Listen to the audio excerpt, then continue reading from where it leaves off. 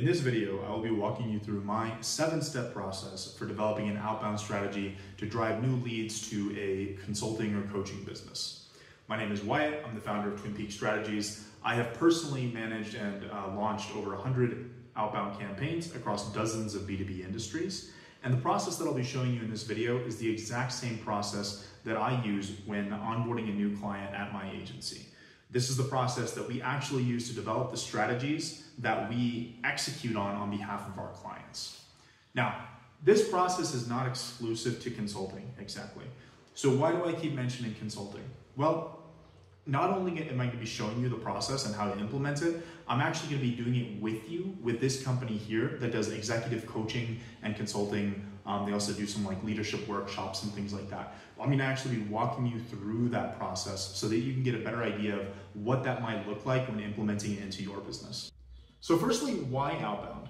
Well, most of the consulting and coaching businesses that I talk to have a pretty heavy reliance, if not an over-reliance, on referrals for growing their business. Many of the companies I talk to, it's their only method of growth. Now, referrals are fantastic. They are by far the best leads that you can get, and that's coming from somebody who sells outbound services for a living. They are by far the best leads because they're free, if not very inexpensive. Also, they come with already established trust and credibility because of that relationship they have with the person who's handing it to you. And also, with that established trust and credibility, you generally have a shorter sales cycle as well because there's less rigmarole to go through, right? The problem, however, with referrals is that they can be unpredictable and unreliable. So even if you're a company that gets a lot of referrals, right, it's not a system that you can really count on for consistent growth. It's not something that you can say, hey, you know what, this is going really well with the business, let's invest more into it, let's double our spend on referrals and get double the results. It doesn't work that way because you're not spending anything, right? You're not actively doing anything. So that's where outbound comes in. Now, if your company is a good fit for outbound, which by the way is part of this process, is we're going to determine if you're a good fit for outbound to begin with. Outbound can be a fantastic complement to referrals and a good way to diversify where you're sourcing your leads from, because it's kind of the antithesis to referrals. I mean, if referrals are, hey, you're just waiting or maybe incentivizing a little bit your existing clients or people you've helped in the past in your network, outbound is getting out there, hitting the pavement. It's the most direct and intentional way of going out there and growing your business. So it can be a fantastic complement to referrals if you're in the similar situation to the other clients that I talked to where they have this heavy reliance on referrals. So real quick, let's take a quick look at the company that we're going to be drafting this strategy for. Quick disclaimer, this is not a client of mine, this is a random company that I picked. So, I don't have any affiliation with them. Nothing I say is representative of their opinions, etc., right? We're just taking this company and using it as an example to draft a strategy. And with that, I'm also going to be making a lot of assumptions along the way. So just keep that in mind. Okay, so let's take a look real quick at the company we'll be working with here. This is Peak Teams. They do leadership development, it looks like, and from just peeking at their website, it looks like their primary offer are these leadership workshops.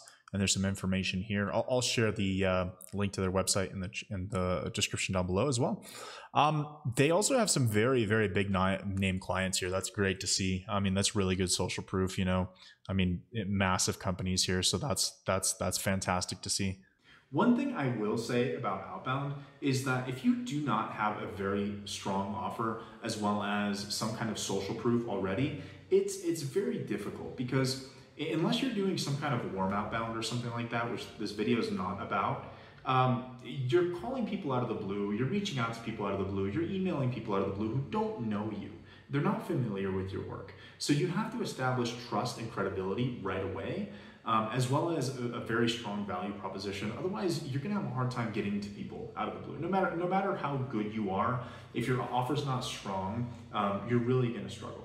And this is actually specifically why for my agency, I really like working with these companies who have a strong reliance on referrals, because although having a strong reliance for referrals is a weak spot for the business, it is a very strong indicator to me that they have a healthy business, that people like the service, and that they do have some kind of strong offer that people keep coming back to. So it's not like a sure thing that they're a good fit for outbound, but it's very strong evidence to suggest that they are. So then it took a little bit of searching, but they also have this results page. If you go to more and then results, I would like to see that be one of the first things, one of the main headers that you see up here. However, this is good. They seem to have, I mean, good numbers. And then if we go down here, they have some, very strong testimonials, which is great to see. However, I would really like to see some kind of case studies here because they have these numbers about the results. They also have these videos. I watch the videos. The videos are good, but I would like to see something that's very direct value, right? Something that says, hey, we did X for, I was trying to look for a company. We did X for Hewlett Packard, and we had a 15% jump in executive performance or something like that. Something that's quantifiable and that can be tied to the bottom line that has direct results. That's what I'd really like to see here. Step number 1 to our process is identifying the value proposition.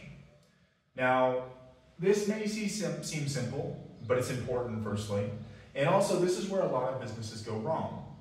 When I'm meeting with a new prospect or a new client, 50+% of the time, they will get this step wrong. Now, if I were to ask, if we remember our example company, Peak Teams, right? If I were to sit down with them and ask them what their value proposition is, there's an over 50% chance, I would say, that they would tell me something like,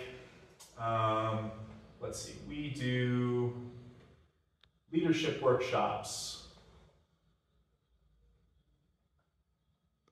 or we, develop leadership skills. Actually, this is a little bit better than the first one. Let's go off the first one. This is not a value proposition. This is not a value proposition. This is a service. Leadership workshops, right?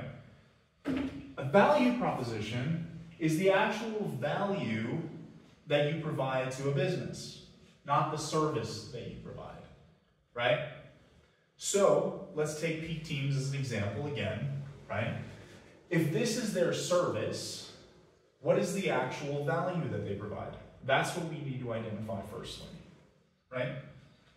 So for Peak Teams, again, I haven't sat down with them. I'm making some assumptions here.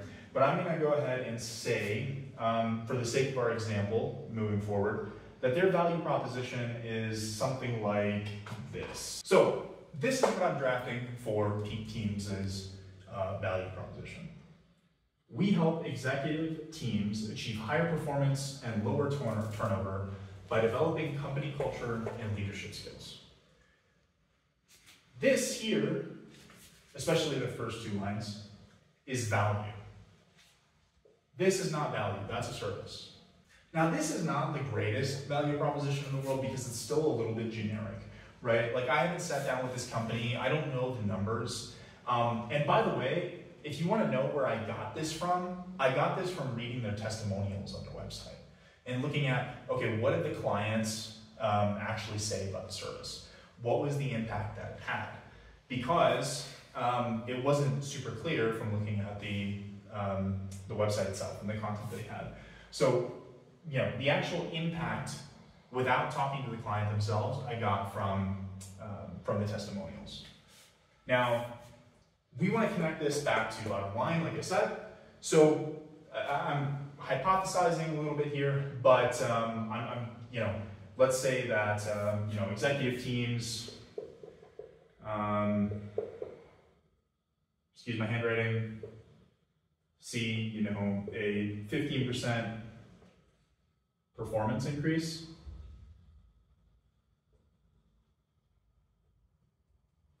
And once we have this quantifiable, now we can connect that to the bottom line. Ideally, this is where those case studies come in, because then you can be more specific with your outreach, right? We haven't talked about their ICP or anything like that yet, but when we do, if we have a case study that's linked to, let's say this is sales, consulting again, right? Or a sales team, right? We can then provide that specific case study to say, hey, we had a 15% increase in performance across the board for the team, right? And then they can quantify that, or you can help them ideally quantify that outcome. Don't leave it to their imagination, help them quantify it. And then you can make that very clear. You can associate that case study if you're talking to like a VP of sales or something trying to sell this service, right? So that's what you want to do. Ideally with case studies, you can take this more generic value proposition and narrow it down a little bit and make it more specific and relevant to whoever you're talking to. Now the other piece of this, we're actually missing something here, is the value proposition and the offer, right? We talked about this earlier, but if you don't have a strong offer, outbound's really not going to work for you. I don't know their offer because I haven't talked to them, and nor do they have like, public pricing or anything like that. But for the sake of this exercise, I'm going to say that they're doing these workshops, right? And let's say it's like $50,000. So this is what we're going to be working off of for this exercise, is assuming that this is a $50,000 workshop. I'm also, just for the sake of ease for this exercise, I'm going to assume that it's not like fluctuating, like, depending on the attendees or anything like that. I'm also assuming there's no guarantees on results. We're just going to keep it simple. And you can make that offer stronger in a variety of different ways. Alex Hormozi has really, really great, famously he has a whole book about offers. That's really great content. If you need help there, I would encourage you to go check out his content. So I'm not going to beat a dead horse here, but following those guidelines that he has, make sure that you have a very strong offer, otherwise you're going to struggle with outbound.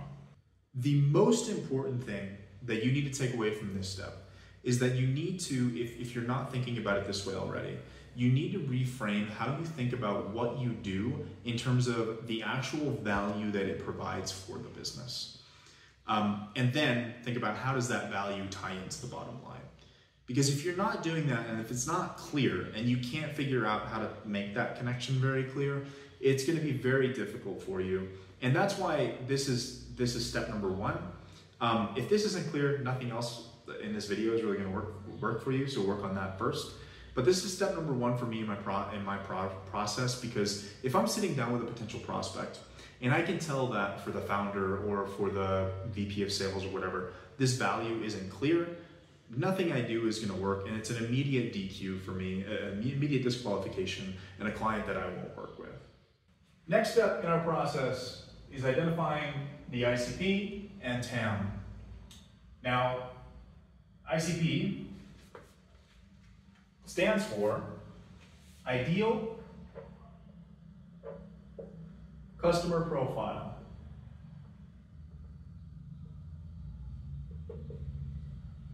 Unfortunately, this is another step where a lot of people go wrong. TAM stands for Total Addressable Market if you're not in the marketing world. The problem is a lot of people confuse the two, right? Many times if I ask a business owner, what is your ideal customer profile? And people will rattle off essentially their total addressable market. Oh, we can work with. That right away is the wrong statement to begin off with. Who we can work with. Who is your ideal customer? The best one. Reason being is that outbound is an expensive activity, but the benefit of it is you can be hyper-focused. So you want to be hyper-focused on your best prospects. Because otherwise, if you're trying to take a shotgun approach, you can be effective over time if you have enough resources and you build up the strategy, and you can move into other verticals, especially if one's not working. But you want to start off with trying to target more of your ideal customer so that you see the highest ROI. Outbound, especially if you're relying on referrals right now, the cost for you, even if you're trying to do so internally, I should say, especially if you're trying to do so internally, it's going to be a little bit of a sticker shock for you at first. You want to focus in on those ideal customers. Now, how do you identify what is an ideal customer? Well, first thing I want you to do is make a list. Make a list of your current best customers, if you're established already, right? Now, these could be best by a variety of different metrics, right? It really depends on a case-by-case basis. But generally, you're looking at, okay, who are my biggest clients? who are the most profitable clients? Who do I have the best margins with, right? Do one of your particular offers have the best margins, right? Because that's something that could be a good candidate for doing outbound. Are one of your customers or a group of your customers the easiest to execute on, and therefore the easiest to scale, right? Think about these things, and again, we'd have to go into it one-on-one to help you do that. But think about who are your best customers, defined by the criteria that you would like for now, right? Once you've done that, look at that list, right? Depending on the size that you're at, it might be a different, 10 companies or something, I don't know. Right, look at that list and think about, okay, what do these customers have in common? And come up with a list of characteristics, both demographic things and qualitative characteristics, right? So don't just say, okay, they're both in manufacturing, whatever. Go deeper into that and determine, okay, what are the actual characteristics that tie these together? Now, once you have your list and you figured out what characteristics tie these together, you need to build out your profile, right? Now, do not mistake here. This is partially the fault of technology and platforms like ZoomInfo and Apollo and things like that. But many times if you ask people for a profile, they'll say, well, $1 million plus, I'll need the razor. They'll say like $1 million plus in revenue, 100 plus employees, 100 employee company with $1 million in revenue would really be struggling, huh? 100 employees, manufacturing, etc. You get the point, right? That's not how you define a profile, right? These are the filters that are available in ZoomInfo and Apollo and things like that.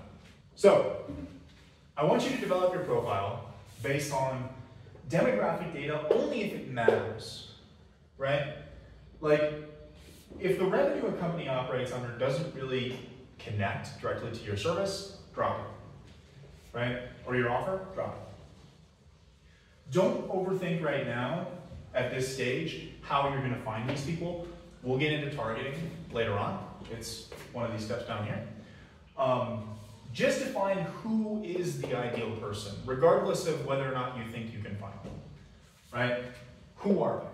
So for our example company, Peak Teams, right? They do these executive workshops. Remember their value proposition is that they help executive teams increase performance and reduce churn, right? That's their value proposition. So realistically, for one of these companies to see value, they'll need to have a decent sized executive team, right? So if we take our example of the $50,000 workshop, right? If we're taking the $50,000 workshop as an example, let's say, I've already done the math here, let's say that our ICP is companies with an executive team of 20 to 50 individuals who are making at least $250,000 a year. How does that math break down? Well, if we're looking at a $50,000 workshop for these individuals, let's say that workshop results in a 10% performance increase, right? Again, I realize this is arbitrary. We need to sit down with this company to really dive into it deeper. Let's say it results in a 10% performance increase. So if we were at our minimum right here of 20 individuals at $250,000 a year, that's an executive cost of $5 million, right? That's an executive cost of $5 million. A 10% impact on that would be about $500,000, right? I realize this isn't perfect, and I realize it's a lot more complex than that, but just bear with me for the example, right? So you need to think about, okay, who is your ideal customer? So let's say, again, in this example, we need an executive team of at least 20 individuals who are making $250,000 a year, and let's say a maximum of 50 for our ideal customer, because let's say, teams of over 50, they just don't work well in the model or something. I don't know. Again, we'd have to sit down with the client. But let's just say, for the sake of example, that's what we're working with. Now, how do we narrow this down further? Right, so we identified, okay, 20 to 50 individuals is the sweet spot. This is their best customer, right, for the reasons that they helped me list out here, right? The other thing that I want to throw in here, and I'm adding this in from experience, I was recently talking to a MCC, or a Master Certified Coach, and from what they told me, it seemed like they had a very similar value proposition to this company. One thing that they mentioned to me is that innovative companies were more likely to be interested in their services and were more likely to really engage with their services, right? Now, how do you define innovative? That can change on a case-to-case basis, but I'm going to add the same criteria here because, again, the value proposition is very similar, and I think that, innovative companies, let's add that, innovative, are going to see more value from this, and they're going to be more interested in developing their teams, right? So we think innovative, we're thinking, SpaceX, tech companies, that kind of thing, not your Walmarts of the world, right? Companies that are trying to rapidly innovate. Now notice, neither of these criteria so far are things that you can search for in ZoomInfo. That's another problem that we'll go over shortly. Now, I'm sure, by now, I think you probably get the point. We could probably narrow this down further. Again, I would need to sit down with the client to really do so. But let's say that this is a good definition for our companies for the sake of our demonstration here. And we got to think about who do we need to talk to at these companies, right? Now, depending on where you're working in, who you would be working with once you contract them versus who would be actually buying your services are different things, right? However, this is important to identify is the who, because we need to figure out how to connect the value proposition to the things that this person actually cares about, right? And we need to think about who does this value proposition naturally benefit the most, right? Because maybe it's not actually the buyer, but maybe it's going to be somebody who is in a position of power, who can get you in front of the buyer because they really care about the problem that you solve very deeply, right? So we need to think about who. Now, again, I was looking at Peak Team's website. I was looking at their testimonials, and their testimonials came from a wide variety of titles. VPs, mostly executives, but VPs of all kinds of different departments. There wasn't really a cohesive pattern that I noticed there. However, that could be a trap.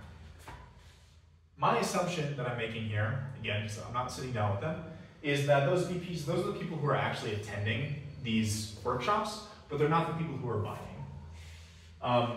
I'm going to take my conversation with that MCC that I mentioned as another precedent here. What they have told me is that generally their buyers are going to be executives who are in charge of training, development, that kind of thing. So now we're not going to put down titles for the same reasons, but let's say execs in charge of.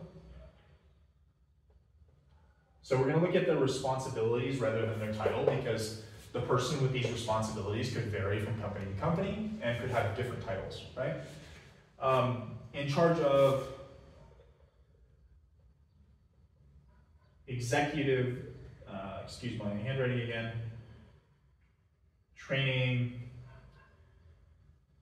development, and let's also throw in company culture, because that's another thing that I see consistently throughout the website is that they're working on having a cohesive company culture.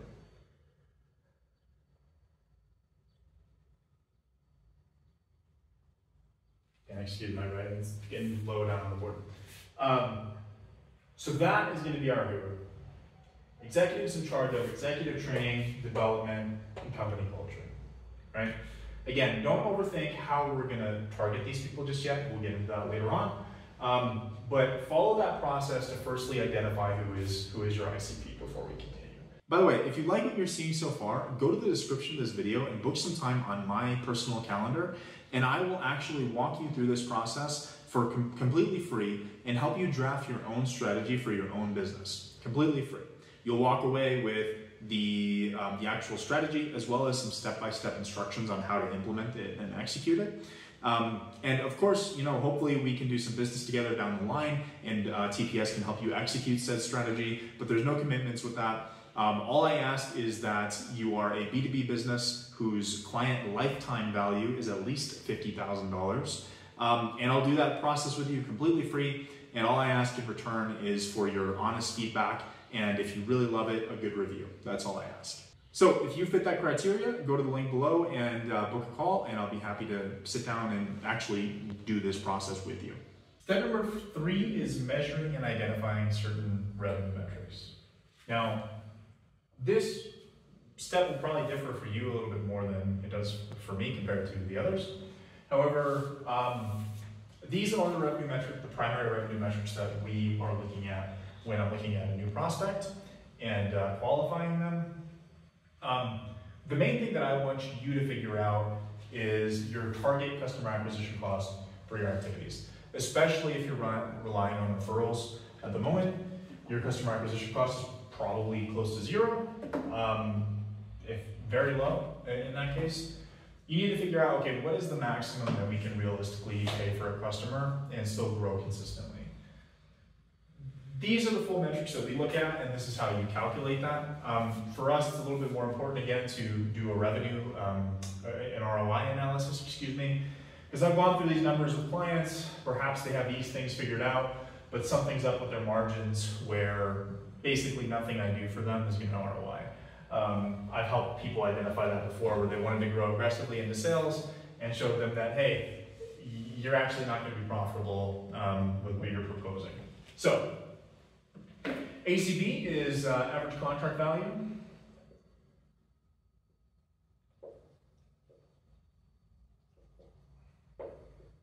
Average contract value. Gross margins, that's your cost of goods sold, right? If you're in a goods paid business, but your gross margins on your services, right? If you're a consultant. Your close rate. Let's say for the sake of let's go back to our example, right?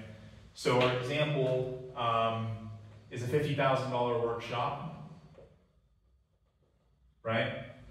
Gross margins, I'm going to assume that their gross margins are pretty high on that, right? Like you're talking about at most probably a couple days work for a couple of people, right?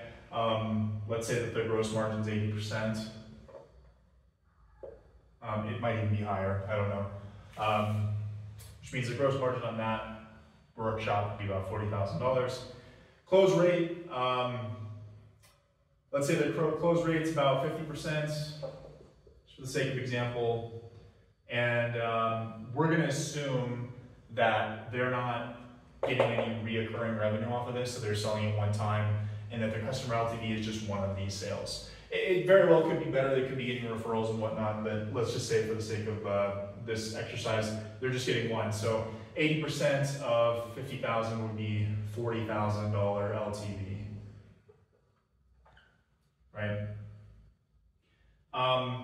Now their current customer acquisition cost, I don't know, but let's just assume that it's not applicable and that they're getting all their clients currently through referrals, right? So let's just assume that NA. Now, a lot of people like to look at LTV to CAC as a great indicator for profitability. And generally speaking it is, but I want to throw in a caveat. Right? So you're probably aware of this if you're in the consulting business, but essentially you're looking at the ratio of your lifetime customer value to your customer acquisition cost as an indicator of profitability, right? So Generally speaking, I'll recommend a minimum LTV to CAC ratio of 5 to 1 for consistent growth, which means that in this case, 40,000 divided by 5 was at 8,000. Their theoretical maximum customer acquisition cost should be around $8,000. And I can already hear your gasps in the comments. $8,000 to acquire a customer, right? This is the maximum under these theoretical numbers that they would need to be able to grow consistently, right? Like at this rate, if you were making a $40,000 margin and I said, hey, I can sell you 5 clients right now, ready to go, contracts in hand for 20 grand, would you take that deal? Right? Yeah, of course you would. You'd turn $20,000 into 100 grand overnight, right? So that's where that numbers comes from. So let's use this as a hypothetical. The thing that I want to throw the caveat in here for especially small consulting businesses that have traditionally grown on referrals is the other thing that you have to think about is cash flow, right? So LTV is your lifetime value of that customer. However, many times I talk to consultants and they have very long relationships, depending on the business that they're in, 5, 10 years plus sometimes. So if you were to take the same math and say, you know, a $40,000 LTV that's stretched over 5 years, right? That's $8,000 a year. That might be a pretty low ticket client, just bear with me on that, right? $8,000 a year. If you had an $8,000 customer acquisition cost, then like, yeah, you're profitable and you're still getting a 5 to 1 return, but that's a 5 to 1 return over 5 years, right? And that's a much, much different situation. And you might struggle to cash flow if you're to try to grow that aggressively, right? If you're not recuperating this cost for a year, right? It'd take you a whole year to recuperate your customer acquisition cost. So just take that with a grain of salt, right? That's the point that I want to drive home here. The other thing is, so how do we look at customer acquisition costs when we're looking at outbound, right? You need to look at your relationship between the leads that we provide to the close rate. So in this situation, if we're looking at a target theoretical maximum CAC of $8,000, then at a 50% close rate, then if I could propose to them something that would give them a theoretical maximum cost per lead of about $4,000, right? Let's do CPL over here. I'm running out of room. Theoretical cost per lead of $4,000, then that's hitting that number, right? No, that's a mistake. Why? Because $4,000 times a half, that's $8,000. The thing is you need to look at what's your current customer acquisition cost or close rate, excuse me. And generally, I like to knock like 60% off of that at least. Because if you're used to referrals, your close rate is going to be a hell of a lot higher, at least in the short term, right?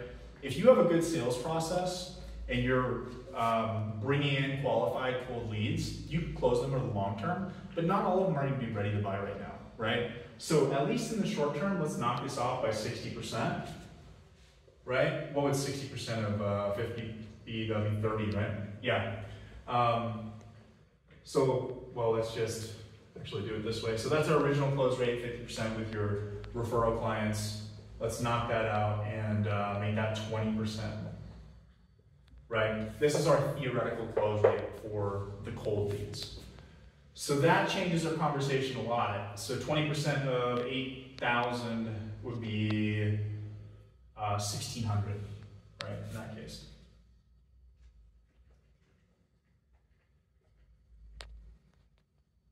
Now this is still high in this situation, but again, this is our theoretical maximum here, right? So for me, if I'm looking at like an initial 3-month pilot where, say, hey, in those first 3 months, we're going to be iterating a lot through the messaging, we're going to be figuring things out, we're going to be doing a lot of testing, right? If we can come out at the end of those 3 months and hit this number, I'm very happy as a baseline, right? That's assuming that like, hey, we get out of that 3 months, we're showing a trajectory for more improvement and ramping up the system overall, right? But if we can hit that in that first 3-month period, I'm feeling pretty good about that because that shows that we're on the right track, right? We probably don't have a polished system for them just yet, but that shows that we're on the right track. So that's the math that I want you to go through to figure out, okay, what am I spending on outbound and how much should these leads cost me at a maximum, right? You're gonna need to optimize over time, but if you're getting to the point where you test out for a few months and you're still above this number, call me or figure something out because you're doing something wrong probably. Okay, let's start to actually get into the outbound stuff, the juicy stuff. So if you have identified that, hey, we have a strong offer as well as a value prop that fits well with outbound, we talked a little bit about that and how you figure that out. And hey, we've identified our ICP based on both qualitative and quantitative data points, right? And hey, we've taken a look at the rough numbers and we see that, you know, we have an idea of the target that we need to be profitable.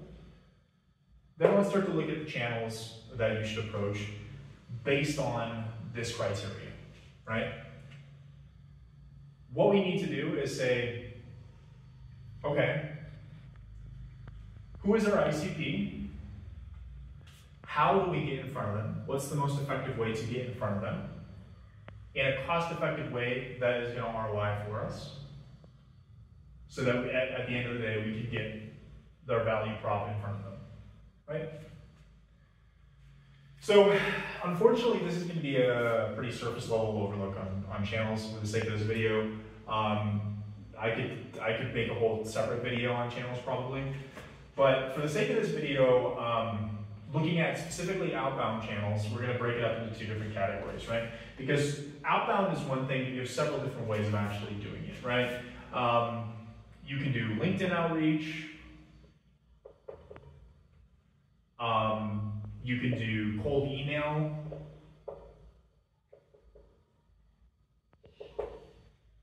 You can do cold calling, right? And have BDRs hitting the pavement. You can also do mail, which is one that a lot of people forget about in today's day and age, because it's not 2005 anymore. But in certain verticals and certain ICPs, that can be quite effective. But for the sake of this video, again, I'm going to break this up into two different categories. So you have your one-to-one work and your one-to-many, right? So one-to-one are your BDRs, your cold calling, your LinkedIn DMs, that kind of thing, the things that you can't really automate at scale. And then one-to-many being your cold emails. I put ads here. Ads isn't really outbound, but you can do like highly targeted ads on like LinkedIn, things like that. So I'll put that in there. And I can't, you know, without additional context on these things for your business, I can't tell you what channels that you should pursue. But I laid out a little bit here some of the pros and cons to the two different categories so that you can make an educated decision for yourself. And again, that offer still stands, so if you'd like my help walking through this process, click the link below and I'll go through it with you. So let's first look at one-to-one, right, which is your BDRs, your cold calling. This is our bread and butter at Twin Peaks Strategies in terms of execution. There's a lot of really strong pros with this channel. So looking at BDRs, there's a few. So it has the highest flexibility. It's the most direct, right? So if you really, really narrow down your ICP and you know who you want to go after, this is the best way to do it, generally speaking. Also, the biggest thing, especially if you're starting out and it's your first time doing it, is this one here. Qualitative feedback and instant qualitative feedback, right? So I'll give you an example. Prior to starting this company, I worked at another agency doing outbound, and I was like a campaign/account manager there, doing much of the work that I'm showing you here. And after some time, I became the guy that was passed clients to save them because they weren't working well for whatever reason, right? For whatever reason, their campaigns weren't performing. We were at risk of churning them, and so they'd be handed to me to kind of save the campaign. Now, many of them I couldn't save because they had these things wrong, and there's just not much that you can do there. And that was the fault of the company that I worked with, is that they would sell companies that didn't have these things right. But in the other cases where I could save them, generally, this was the way that we did it. And what I would do is I would sit down alongside the BDRs and I would start cold calling myself. And what do you get when that happens? Within 3 to 5 actual conversations with prospects, you can generally figure out what's going wrong. Because you get that instant qualitative feedback from actually having a conversation with somebody, right? And then you can tell right away, like, hey, this is getting messy up here, hold on a second. Generally, within a few conversations, you can figure out which of these things is going wrong. Are we talking to the wrong people? Or are we talking to the right people, but we're not positioning things in a way that they actually give a shit, that they actually care, excuse me, right? Or does the value proposition that does just not connect with those people, right? And do we need to rethink, okay, hey, actually we need to rethink this ICP bit completely, right, and rework it. So that qualitative feedback is, I mean, I've turned around campaigns in literal hours before, just by doing that, what I said.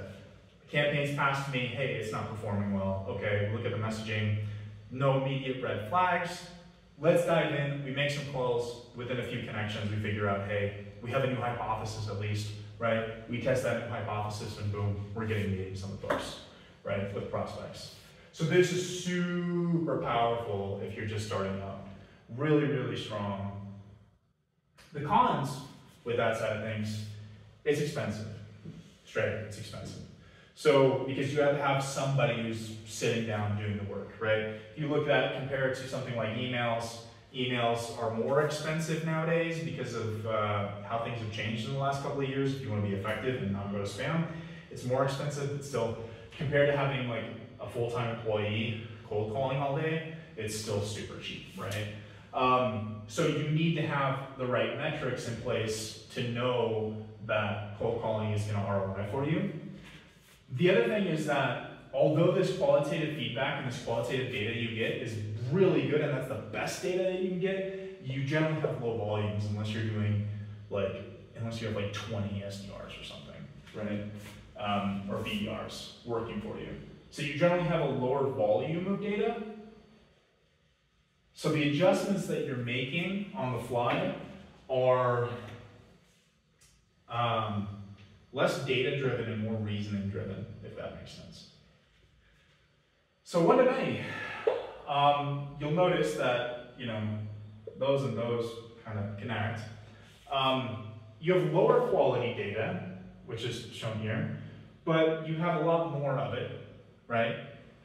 The problem with, like, especially emails nowadays, if you're doing emails correctly, you're not tracking open rates.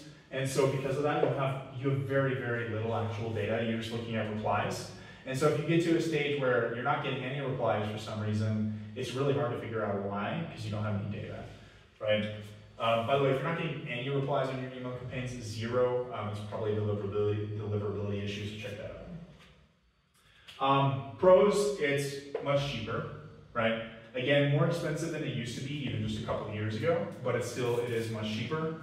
The other really good advantage of emails, if you're a good fit for emails, generally speaking, with emails, you need to have a larger TAM, a larger total addressable market, or a larger market that fits within your ICP.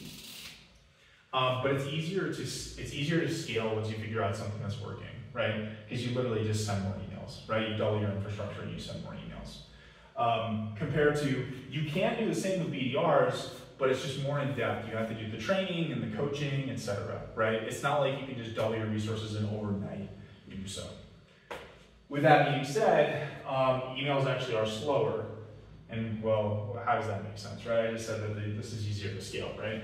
The problem is nowadays the email infrastructure, you have to be very, very, very deliberate with how you set it up. Generally, when I onboard a new client, we're looking at a month of warm-up and domain health stuff, preparing those domains for sending. And so it's just a lot slower than it used to be. You used to be able to set up a domain, start sending a couple emails and ramp it up over time. It doesn't work that way anymore.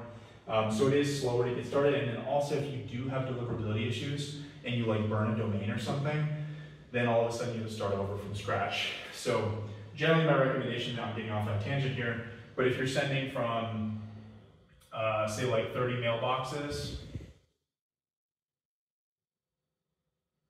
from 10 domains, which is generally where I recommend people start off of. When it comes to your setup, just double that. And then cycle your domains and mailboxes in and out to help protect them. And then also you have additional redundancy if some of them were to get flagged for spam or something like that. So send from your 30 in 3 to 4 weeks, put them on in a warm-up cadence and don't touch them, and then put the other 30 in there and then cycle them in and out. Anyways, I'm getting into the details. That'll be more for the execution video, which is coming up later on. But yeah, so this are the things that you need to think about. For our example, for peak teams, I think, given what we're looking at, right, we're looking at a cost per lead maximum target of $1,600, right? I want to start off on this side of things, I think. I mean, ideally we'd be doing both so that you can benefit from the benefits of both, right? And you can do testing and see what's more effective. But given their ICP, the only problem I'm seeing off the top of the bat is if we're looking at executives from relatively large companies, right? Companies that have 20 to 50 executives, they're going to be hard to reach on the phone. They are. They're also going to be hard to reach via email. They're just going to be hard to reach in general, right? However, we do have some tactics to increase that. And the thing is regardless, I think that this is a pretty easy number to obtain for them. That $1,600 cost per lead. I'm talking meetings, like held meetings, sitting down with the prospect. So I think that's pretty easy to obtain. And I really, really want this qualitative feedback right off the bat to understand what we're doing, right? To be able to iterate very quickly right off the bat. And again, this is the most direct. So you might say to yourself, well, if the BDR side of things, if that's more expensive on the cost per lead side of things, why don't I just focus on this side and just get it to work? It's going to be, cheaper, right? Maybe, right?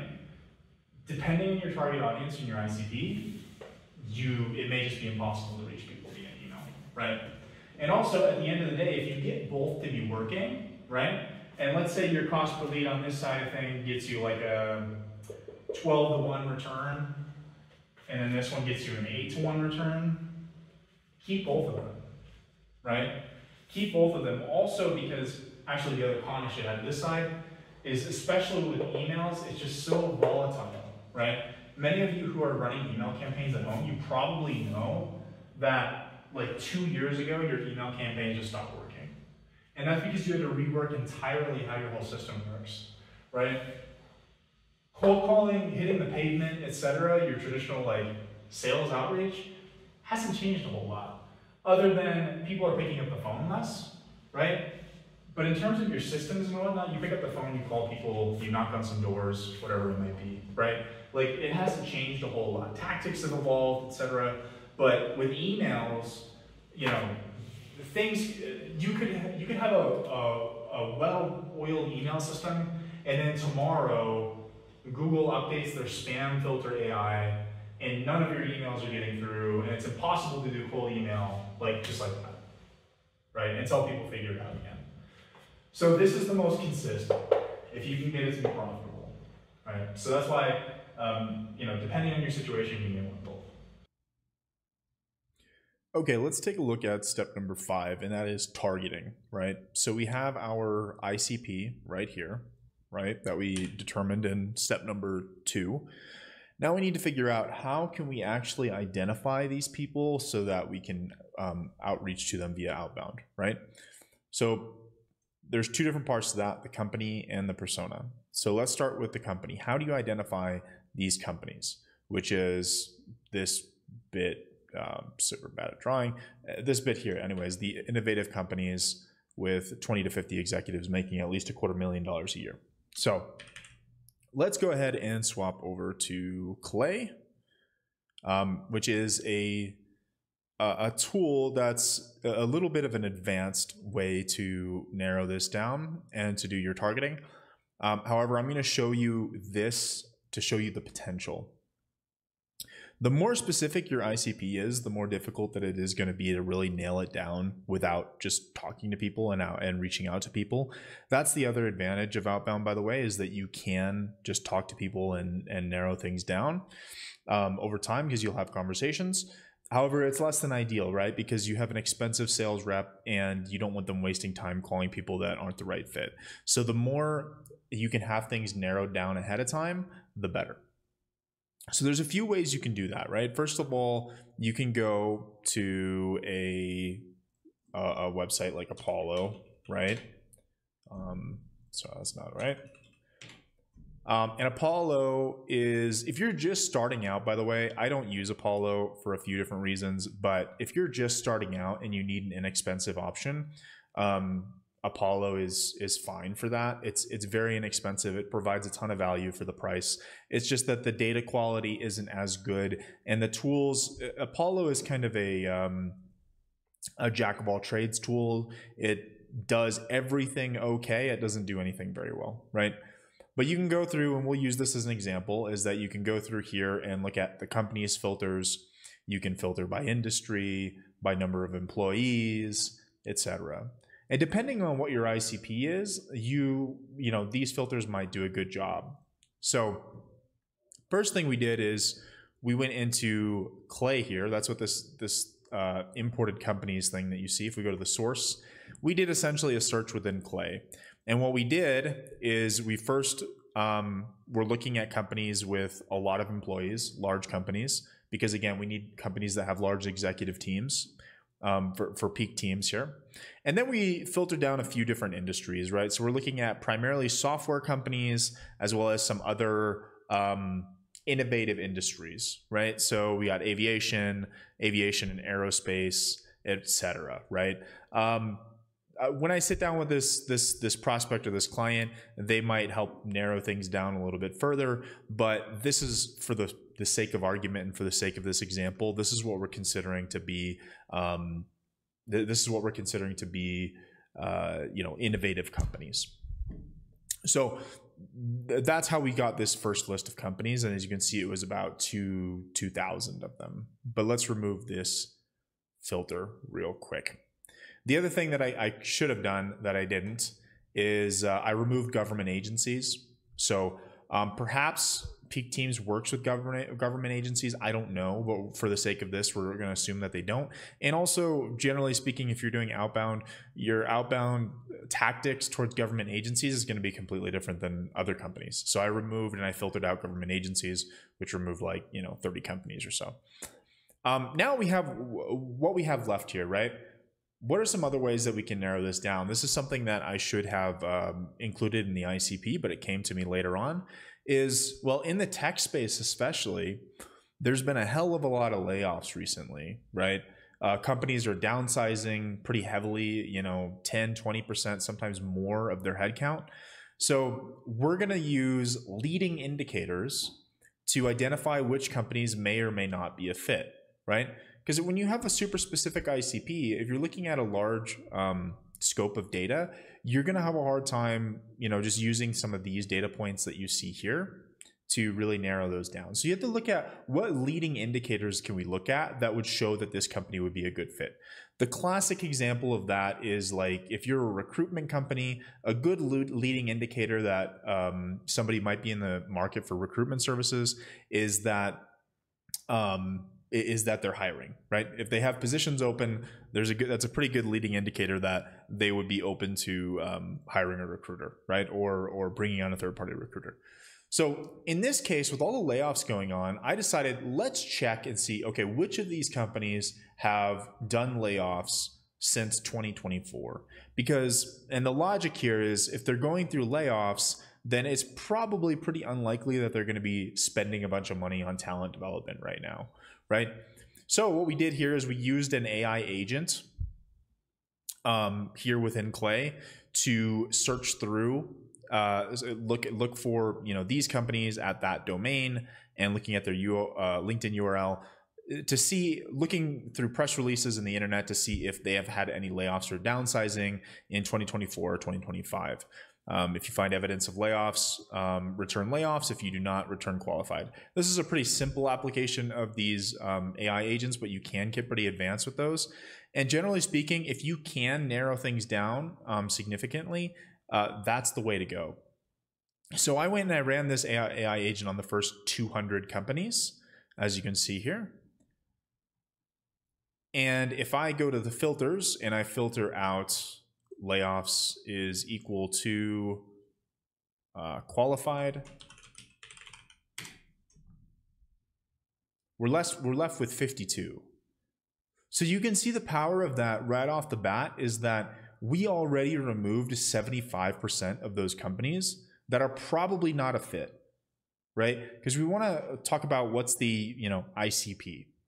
So the ideal customer, excuse me, right?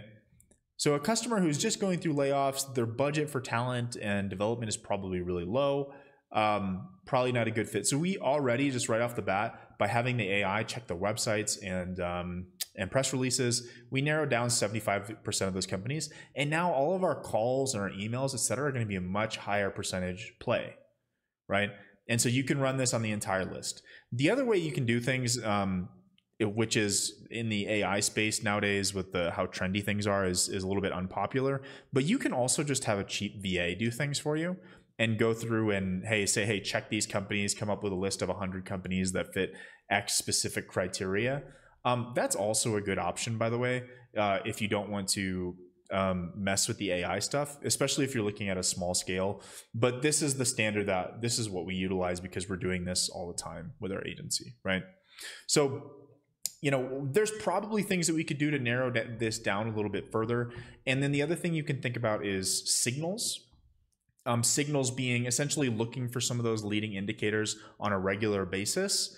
I can't really think of any that would be a good fit for right now, but you can set up the same thing in Clay. Yeah, so if you're using something like Apollo that's not as robust as Clay, and you don't have the ability to use Apollo, has some AI features, but it's not as good as Clay. Just think about the other thing that's really important about using these tools is when you're looking at industries, where's industries? Make sure to use negative keywords, right? Negative keywords are really, really important for filtering those out. So let's say I'm looking for consulting companies that I want to sell my lead gen services to, right? Let's exclude, recruiting agencies and staffing agencies. So I can exclude, recruiting as a keyword and staffing. I reloaded the page, but whatever, you get the point. Make sure you use those exclusion keywords so that you can narrow things down. So again, I'm not going to go too deep in this video about all the different tactics and whatnot that you can use to filter things down and have really narrow targeting. But this is a really important step. If you have questions about a specific thing, again, you can book time on my calendar. I'll help you walk through it. But this is an overview of how to look at it. Now let's look at the contacts, right? So what we did here is now we have our list of companies. You can do a similar process in Apollo. What I did is I did a contact search for contacts at that company. And then we get this other table as a result. And if we look at the sources, this is the filters that we used. So that's the company identifiers, essentially the companies from that other table. And then for the job title keywords, I was looking for executives, as you can see here, seniority level, in training, executive development, team development, talent, culture, people, HR, human resources, etc. And that results with this list. Now, this is the really difficult part with this example, is how do we know that these people are overseeing the executive talent and development, right, that we highlighted here, the corporate training and development? We don't. And a lot of these companies are very large, right? Like Twitter here, right, is a very large company. So, how can we really narrow that down? There's not a really good good way to check. A few things that you could do, just a few ideas, is you could have a VA or an AI agent go and search through their like LinkedIn descriptions and things like that. And if you're able to find people who have certain keywords in their LinkedIn description, like the description of their job on LinkedIn, that can be a very good indicator. The problem with that is that not a lot of people fill those out thoroughly. So it's not consistent. We would probably honestly have to do some testing to really narrow down exactly what the titles are, or perhaps the client also has some other tips. And then once we narrow that down and figure things out a little bit better, we can continue to use things like AI to help us narrow that down even further. The other thing I did here is that Clay's contact search engine isn't very good. So what I did is I used AI to confirm that they still work at the company that they say they do, or that the database says they do. So essentially just checking their LinkedIn and making sure it's still an active employer. Essentially making sure that the company that's listed here is still listed as a current employer on LinkedIn. And as you can see, after running a few, they're not. And then what we do from there is we would enrich the data. So let me get into that real quick. All right, so once we have a list of contacts that we know, hey, we want to reach out to these people, you may want to do some manual verification depending on what you're doing, right? Then we're going to enrich those contacts with their contact data. So the other thing that I need to do here is, this is the great thing about Clay, by the way, too, is you can keep everything in one place. So this is a email enrichment waterfall that we're going to check a few different email sources. And then I'm also going to make sure that, hey, we're only running this contact data verification on the people that we want to. So you also don't need to know Clay's syntax. So I will say, run if we find the data point that we're looking for, which is the employment status response is confirmed. And so you can write this in just plain English, and then the AI will help you generate a format. And the, oh, Clay crashed on me. Okay, we're back. But yeah, as you can see here, so we're setting this criteria for it to run. This column will run where the employment status response is confirmed, right? So we're not going to be wasting enrichment credits on some of these companies that, or some of these contacts that are no longer working at those companies, right? So as you can see, run condition not met. And essentially what this waterfall doing is it's checking for their email address. And then if it doesn't find it via find email, which is this this provider right here, it'll check this other one, Lead Magic, to see if it has that email address. And then it's also verifying, it's debouncing the emails to verify that they're valid. This is very important for email deliverability, by the way. We're not going to be getting into email deliverability in depth in this video, but that's very important. And as you can see, so like in this case, it found the email. This provider says it's valid, but after debouncing it, it wasn't. So it still checked for another one. This was the same email. It wasn't valid. So, so it did not go to the final column, right? Same thing with this one. This was not found to be valid. And then in this case, apparently it was. So it did go to that column. I'm not sure how that played out, but you get the idea here. So to conclude, for targeting, right, there's a variety of different tactics that you need to do to think about what are some leading indicators that these companies might fit our ICP criteria, which is this here, right? What are some leading indicators? Because many times these things, they're not going to be publicly available, or they're going to be very difficult, right?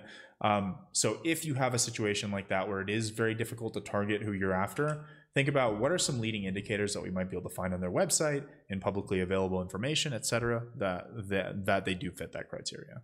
And then once you figure out your companies and your people, enrich that data, and so that you have the contact data for whatever channels you're going to be utilizing, emails, phones, etc. Okay, this one we'll go over quickly, but let's talk about step 6, which is taking a look at content, and more specifically, what kind of content can you provide to either demonstrate or direct, or even better, directly provide value to your ICP, right?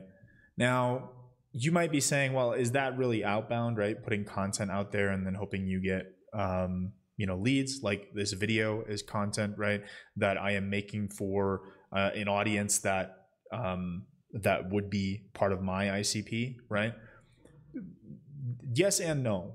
So content strategies in itself and like social media strategies, that kind of thing, is not outbound. However, content, and I mentioned this earlier, having strong social proof and demonstrating value and credibility is very important when doing outbound, because you are reaching people out of the blue. So let's talk about peak teams a little bit, and I think we've mentioned this, so we'll go over this just briefly. But what you need to do on this step is say, okay, what are some pieces of content that we can utilize in our outbound to establish that credibility and trust, or send it to people to provide value directly, right? So we were talking about peak teams and how they have some good results and some good testimonials and whatnot. However, what I'd really like to see from them are some case studies. So they have some numbers here. So level 3 program scores, okay, that's good. Business results, program satisfaction, that's all great. But do we have any numbers that directly tie to the bottom line and the impact it actually had on the business? Because these look like internal metrics from the program to me, right? That's what it seems. Perhaps I'm misinterpreting it, right? This is a little bit better, right? We're talking, okay, these people saw promotions and enrolled in further development. Okay, that's good. That seems more like an impact that it actually had on the business. But this is what I'd really like to see. So if I was going through this step with peak teams, I would say, okay, what pieces of content can we put aside to for value? And then hopefully that will, hopefully that's something that we can tie into the messaging for the emails and the call scripts and whatever else, whatever other copywriting you're doing. So what I'm really looking for is, okay, do we have a case study where we can say, hey, we worked with this company that was in our ICP.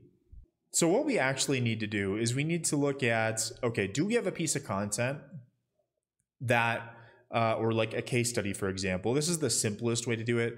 And honestly, I'm not like a content or social media expert myself. I mean, you see the quality of this video, right? But for outbound sake, like let's say we're going to go with a simple case study. We want to look for a case study that involves ideally somebody in our ICP where we did our service and then that service ended in some kind of positive result. And ideally this should be quantifiable and connected to the bottom line, right? So this is where we could narrow things down a little bit further. Even we could say, hey, we worked with another, let's say, tech company, and we helped them with our workshops, and it had a 15% increase in performance, or whatever it is, right? Having something that you can tie value very directly is very powerful when you're trying to portray value on the phone, but you're trying to connect things. And having a very specific example is very, very strong, right?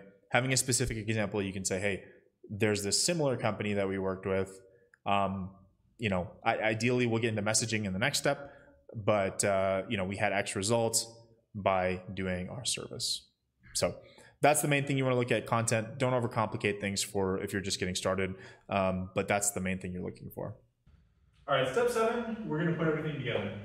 So you know your value prop and your offer is, and you know it's a strong offer for outbound.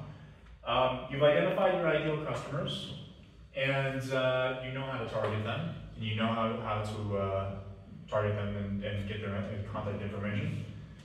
You've identified what channels are we going to utilize, and you have some general revenue metrics to back up that, at least a hypothesis that that's going to be profitable for you.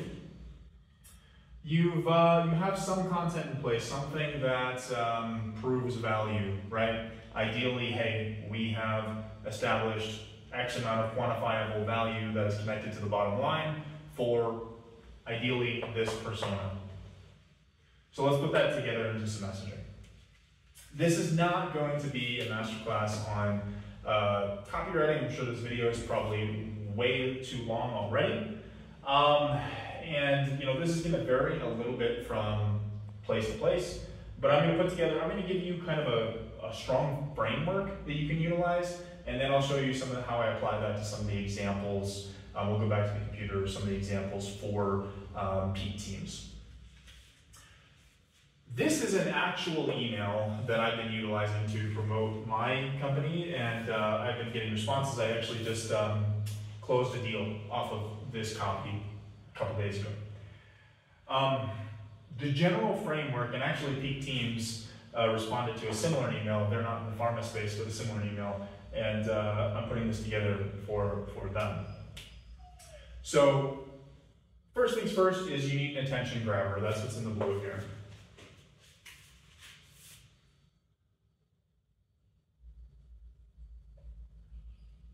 So you need an attention grabber to your email.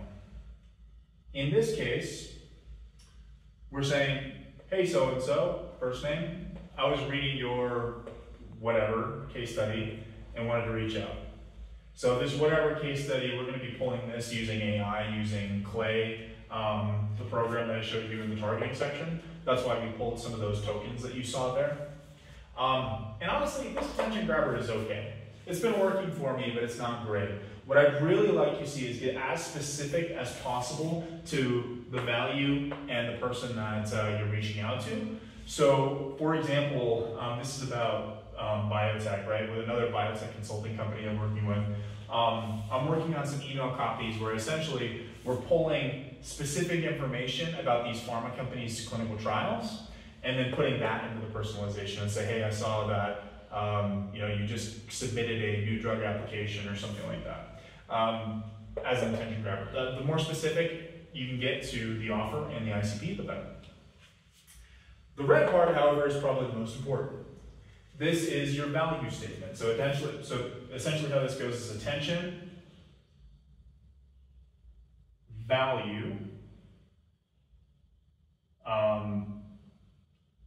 how, I like to put this, and then your call to action. Now this is an email, but this similar structure is how I utilize across all channels, right? And I'll get into the nuances of that when we go to the examples. So your attention grabber, ideally with some kind of personalization. Don't make AI write your emails, but you can use AI to get certain specific tokens like that. The value statement. I've recently been working with a client, helping them source leads with clinical and commercial biotech companies, right? So if you can't tell already, this email was sent out to biotech consultants, CROs, which are outsourced research companies, CMOs, which are outsourced manufacturing companies for that space, right? Companies that sell to biotech companies. And I'm saying, hey, we have this specific value, which I know is relevant to them because they sell to those people, right? So I wanted to have a conversation. Then we go into the how, and this is your service, right? So the red needs to be connected to your value proposition. The black here is for providing a little bit more context about how we do that, right? Like if you reach out to somebody and say, hey, I can make you millions of dollars, and then you just leave it at that, right? Like you're not going to gain a lot of trust that way. So we're coming across with the value, and this is where your case studies come in. So if you say, hey, we helped a similar company achieve X value, that's great to put in that value statement. And then you're going to follow that up with some context. So in our case, say I run an outbound agency where we develop custom outbound strategies. We do not take a one-size-fits-all approach, but I think some of the tactics we utilize would be effective for you too. Or some of the tactics we use with that client would be effective for you too. So we're just connecting these together, right? We have our attention, value, how, but we're still just connecting these together. And again, this is the weakest part of that email, but ideally, again, you can have some kind of attention grabber that's more specific to the ICP and the value prop, and then tie that right into the value so that it's a little bit more fluid. But again, even this is imperfect and it's still been working for me. So how, right? And then we tie that into a call to action, specifically a soft call to action. Now, how soft should your call to action be? The lighter the touch, the softer it needs to be, right? So this is a very soft call to action. This is mind if I send over some of that info regarding about like, you know, the things we did here and there. Are you taking on any new clients at the moment? That's just a question that's like very easy yes, right? To encourage the prospect to say yes, because it's just a really easy question. Everyone's looking for new clients, right? This is a very soft call to action because it's an email. If you're in a cold call and you go a little bit deeper into the conversation, you overcome some objections, you provide more context, etc., you can have a stronger call to action. Generally speaking, on something like an email or a LinkedIn DM, I wouldn't recommend asking for like a meeting right off the bat. I recommend doing that in a few different steps. Just because you're reaching out to somebody out of the blue. Also with an email, generally still, you want to keep emails pretty short. This is about as long as that would go. But you want to make sure you're providing value, but still in an email, you're probably not going to provide enough value that somebody says, hey, let's meet, right? I did have a couple responses that said that, but the majority of them were like, yeah, send me the info, let's talk, blah, blah, blah. Or like Peak Teams, they responded to a very similar email, and you know, I'm still chasing them down, trying to provide more value with like this video, right? So softer call to action with an email, something like a cold call, you can go a little bit deeper and ask for a meeting right off the bat. Soft call to actions are very important too.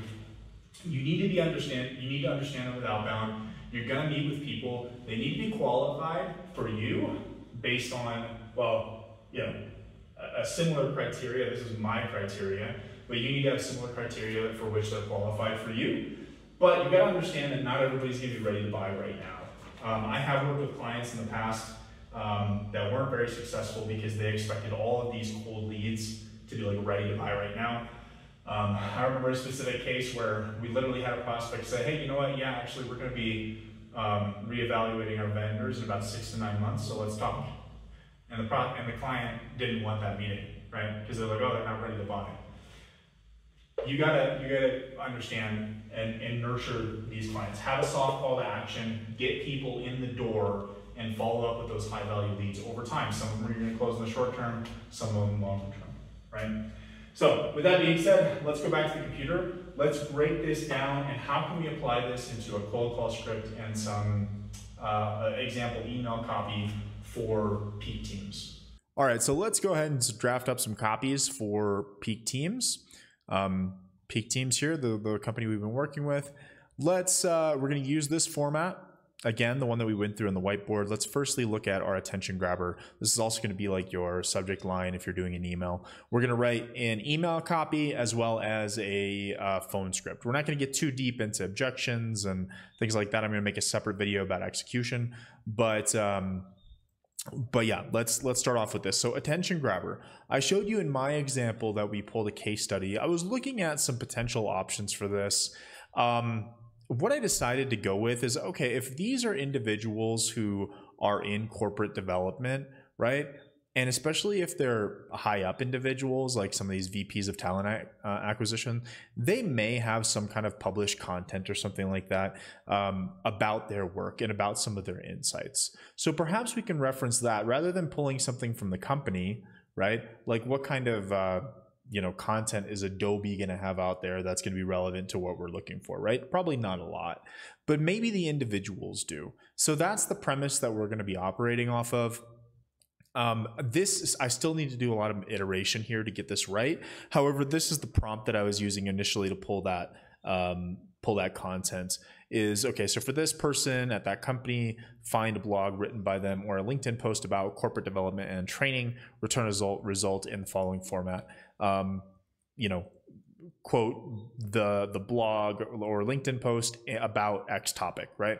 So I'm giving the AI very, very strict instructions on how to format that so that we can use it in our copy and it'll be consistent, right? Now, this is going to still require more iteration. I'm just showing you this as an example. This is not done yet because, as you can see, some of the formatting didn't come out right. However, if we look here, where was the example when I was looking at this guy's LinkedIn page? Hold on a second. Okay, so yeah, if we look at this guy, it says, okay, shared a post on LinkedIn discussing completion of a business development from start to scale course, right? So that's not what we're looking for. We're not looking for people posting about completing a course, but we can see how the AI would loop that into with training, right? However, this one, I believe, where did it go?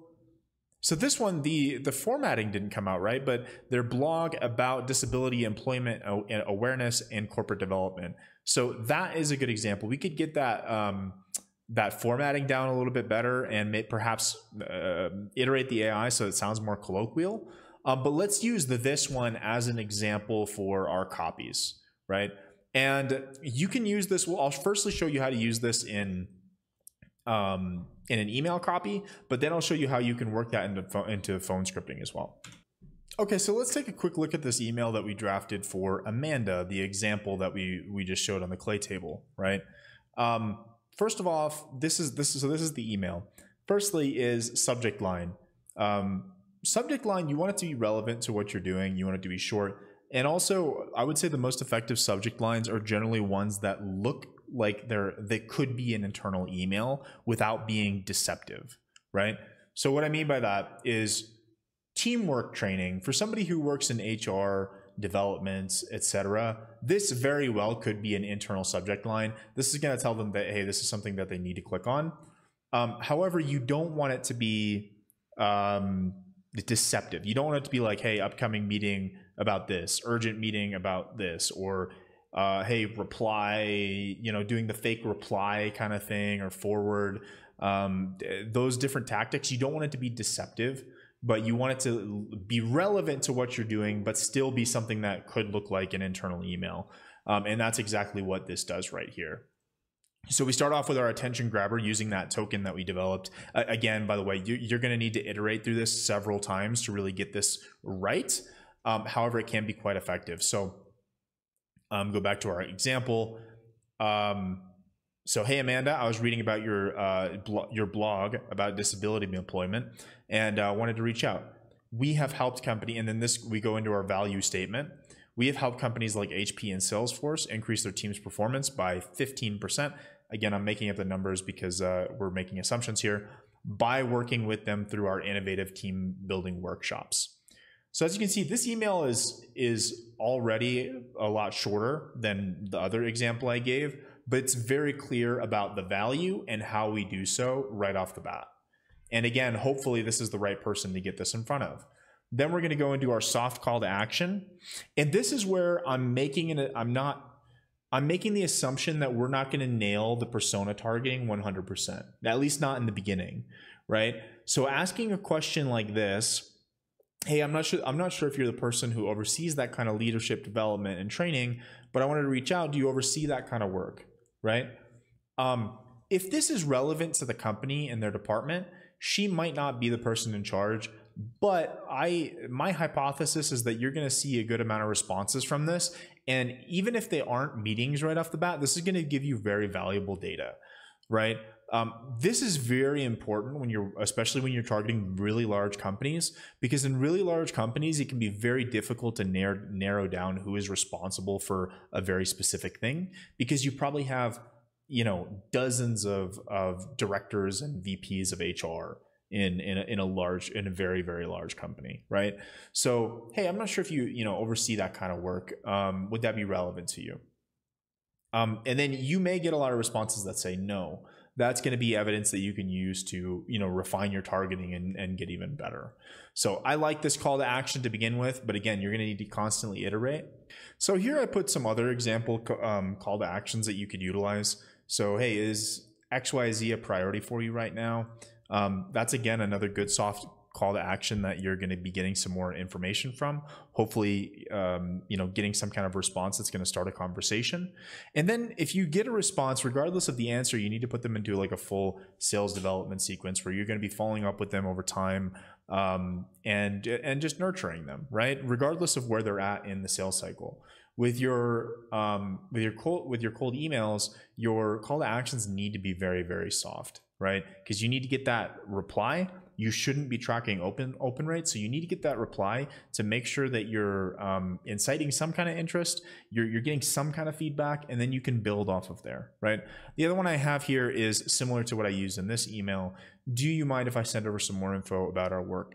I would say this is better when you have better content, right? So if you have very specific content, and depending on how specific your case studies are, you can mention them in the value prop here, right? In the value statement. So if you have a very specific case study about, and also like, hey, HP and Salesforce, maybe you can narrow down your campaigns even more to the industry to be more specific. And then your results can be more industry specific as well. So if you have something like that, hey, do you mind if I send over that case study that we worked with Salesforce, if you're reaching out to other SaaS companies or something like that, right? So I wouldn't use that in this case. I would go with either one of these two for this email. But if I was sitting down with this client for real, I'd look at it and say, hey, can we get really granular here? Can we, target just SaaS companies and have a really strong Salesforce case study, or, vice versa, or look at some of these other industries. So some things to think about. Okay, let's look at some cold call messaging. So this is pretty much the same as the email messaging. If you get somebody on the phone with a cold call, you do have a slightly larger attention span than somebody just browsing through an email. It's still not long though. So with that being said, you can be a little bit softer when you're opening up, and you can have a bit of a stronger call to action, assuming that you get into the weeds with a conversation with somebody, right? So I like to start off in, the kind of call to action that you would be using in your email is start off by using that in as a question. But you'll see that this call script pretty much follows the same format as our emails, right? So we have our opener, we have our value, right? As well as how we do so, right? And some additional credibility in there, right? So it's pretty much the same format again, right? We went through this on the whiteboard, but opener, value, how, call to action. Similar thing. The only difference is that with a call, you want to make sure that you're going to be asking for a bigger ask, right? You're going to be asking for a meeting. So you want to establish that value first. So instead of going into a call to action, asking for a meeting right away, I would ask them a question. Again, this is not going to be a full in-depth guide on cold calling and all the different tactics. This is intended to give you some guidelines to begin with. So I think something like this would be great to start off. Hey, Amanda, this is Wyatt from Peak Teams. How are you? By the way, that's my go-to cold call opener every time. I don't like I don't like these kind of tricky ones where people try to trick people into the conversation. I don't like permission-based openers either. I won't get into the weeds of that, but this is how I like to start. Right. Then you have your pleasantries. Oh yeah, I'm doing good as well. Thanks. That's good to hear. Blah, blah, blah. Hope you had a good weekend, whatever it is. Right. And then I like to say, hey, the goal isn't really to pitch slap them, but you want to be very upfront and direct with the value, right? I'm not a big fan of kind of schemy tactics. If you're calling somebody out of the blue, just be direct and upfront about the value that you provide, right? And this does work, by the way. So, hey, I mentioned I was calling from Peak Teams. We help companies increase their let's say the teams. We help teams increase their performance by up to whatever percent by helping them develop leadership and teamwork skills. We've worked with other companies in your industry like X and saw whatever impact, right? I'm not sure, do you oversee that kind of training and development, right? So again, we're using the call to action from this email as our question to pique interest in the conversation and hopefully get some kind of engagement in the conversation. At this point, if they don't really engage with you, right? Either this isn't interesting enough or they're really busy and they're in the middle of something or something like that. And you have to be able to navigate, right? But I like starting off this way, just asking a direct question about their responsibilities. Ideally, you can ask a question that you know the answer to. So I would say this is a little bit advanced. You may want some cold calling experience if you're going to take this approach where you're asking a more open-ended question. If you're a novice, ask a question that you know the answer to, right? Like if I'm calling you asking if you want lead generation, I might ask, hey, are you, looking for are you taking on any new clients at the moment? Something like that, right? It's a very easy yes to get you some engagement into the conversation. So, and then I put these dots here because you're going to need to have a little bit of a conversation. Make sure that you establish this value, right? They may ask you some questions about it, right? If they're engaging. And then again, we're going to go for a soft call to action, but it's a bigger ask than the previous one, but the way that we're framing it is still soft, right? So, okay, great. Also, we're going to, take sales fundamentals and assume the close, right? So great. Well, I wanted to give you a call to find some time on your calendar just to introduce you to some of our work and see if the teams you work with would be a good fit for our workshops, right? Assuming the close, would next Monday work for you? Something along those lines.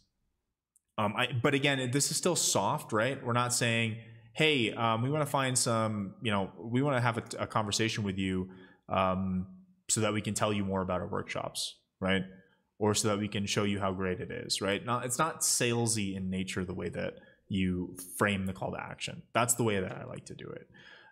So again, still soft call to action, but a bigger ask. You want to get that time on their calendar. If they're busy, say, hey, that's fine. Can we look at a couple weeks out and just get something tentative down? Get that commitment from them. That's the big thing you're looking for here. So yeah, again, this is not, an in-depth guide on copywriting or anything like that or cold calling. But again, I wanted to, my goal here was to give you a framework that you can operate off of for messaging. Again, if you'd like assistance building out like a proper playbook with, sequences and going more in depth into objection handling and things like that on the phone, let me know. Book some time on my calendar below. But this is hopefully this is a strong framework that you can utilize. I would say at even if you're a novice, you can utilize this framework.